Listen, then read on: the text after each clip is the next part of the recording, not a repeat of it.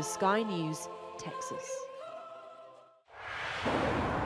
Well, former competitors Pete Buttigieg and Amy Klobuchar might be Team Biden, but who do the people of Las Vegas want as their Democrat candidates there? We've got quite a panel for you, including Tina Turner, not quite, but impersonator Larry Edwards is here, also known on stage as Hot Chocolate, the marketing director of Racetrack Dream Racing, Steve Jones, and last but not least, next to me, Eleni Roa Dugan, as if you needed me to tell you, who is a registered nurse at Southern Hills Hospital here in Las Vegas. Hello to you all. Thank you so much for joining us. Thank you for coming in your fantastic outfit. Thank you. You were supporting Pete, weren't you? Yes. Where does that leave you? Well, now I'm going to go with Joe because he just endorsed Joe tonight, Joe Biden. So I'm really looking forward to supporting him now. But, you know, I was just hoping Pete would have won. Yeah, I think we probably know a bit of an idea as to why you support Pete. He was the first openly gay candidate, yes. wasn't he? But he didn't get the support that he wanted. I know. He didn't get the minority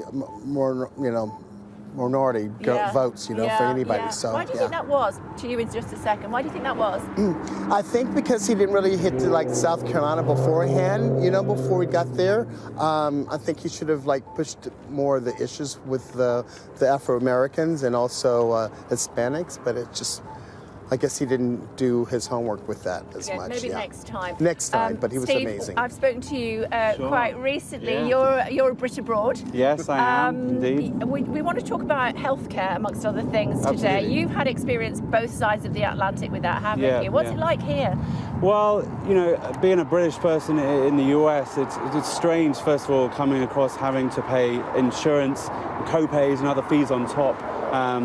For example, an average family of 4 will pay up to $1,200 a month for insurance to cover for their family. In the UK, you don't pay that whatsoever. So it's a significant cost for people that perhaps the UK aren't aware of. And then obviously for the Americans, they're perhaps not aware of the fact that we have the NHS, but we also have private options as well, such as Bupa, that if they choose to go for a more perhaps seen as premium route with their healthcare, there's that option too. So, I'm a Bernie supporter, and although I do agree with sort of Pete's idea of having sort of the two options there.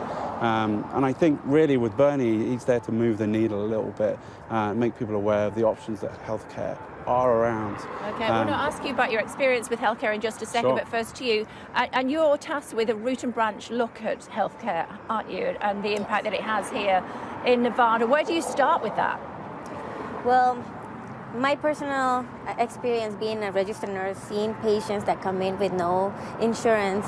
I am a labor and delivery nurse, so I see a lot of moms that come in with no prenatal care, with babies that have issues because they didn't get the care that they needed. I personally support healthcare for all. I think this is a step that the country needs to make eventually. So what sort of challenges do those mums have that you're talking about? They come in with babies who are poorly. They don't necessarily have the money in order to pay for healthcare. What do you do?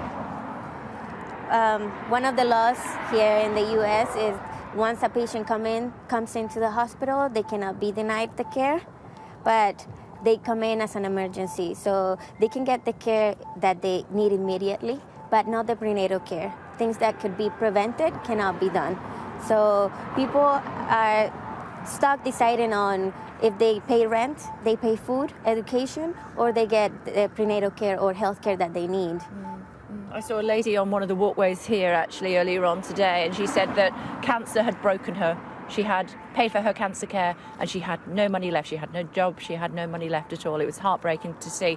You've had experience in the healthcare system, haven't you? Yeah, absolutely. I used to be a snowboarder here when I first moved to America. In the desert. I lived in Colorado before this. Yeah. But yeah, I had a stage 4 concussion, which, some in England you get taken to the hospital and looked after, no problem, you're home. But I got lifted off the mountain, multiple ambulances to MRIs, and the total cost of that was around $14,000. Wow. I also broke my knee, and the surgery that would have cost that would have been close to $30,000. Luckily, thankfully, for the insurance company I had in the UK flew me back. They didn't have to cover for it because I went straight to the NHS, and I actually saw an England rugby doctor, so I got great care in the UK too. But for most snowboarders, I know at the time that would break their career. There's no way they can afford to look after themselves. Yeah.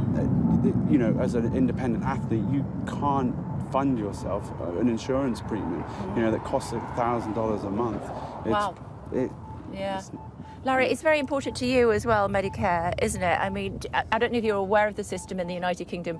It's free at the point of care, cradle to grave. If you need support, if you need the healthcare in the United Kingdom, you get it. It's a big issue here as well, of course, with coronavirus at the moment, because we don't know how that's going to develop. What do you think? Exactly. I actually just turned 65, so when you turn 65, you get Medicare You look automatically. amazing. So I was just really happy with now they're going to try to at least everyone either get it or have the option. So if you don't want it, you don't have to have it, but at least have that option at all ages, not just 65 like I just turned. So. Yeah, I'm sure that's true. You've had already the vote here in Nevada, haven't you? Yeah, the caucus, vote. yeah. But it's Super Tuesday later on today. We're going to have a clearer idea. I mean, it looks as though you're all more or less supporting the same candidate. We'll have a clearer idea later on today who that might be. How disappointed were you that Pete pulled out? I support Bernie, but obviously him going into the Super Tuesday and all the other candidates that dropped out are circling around Biden now. Yeah. So I think, unfortunately for Bernie, I think it's going to be, when he gets to super delegates, it's going to be taken away from him again. My concern there is then you'll have 2 rounds of Bernie voters over the last 2 elections that perhaps might feel dismayed at the process and that perhaps they might not turn out. So there's a concern there that maybe Trump gets back in because you don't have the Bernie voters. Yeah. Who do you think would best, which candidate at this stage would best support what you're looking for as far as healthcare in this country is concerned? Well, I believe that Elizabeth Warren and Bernie have similar ideas on healthcare. And so I haven't decided which one I want to support yet. Okay. Because they are very similar. Okay. I do think we're getting closer to having or being ready to have a woman president.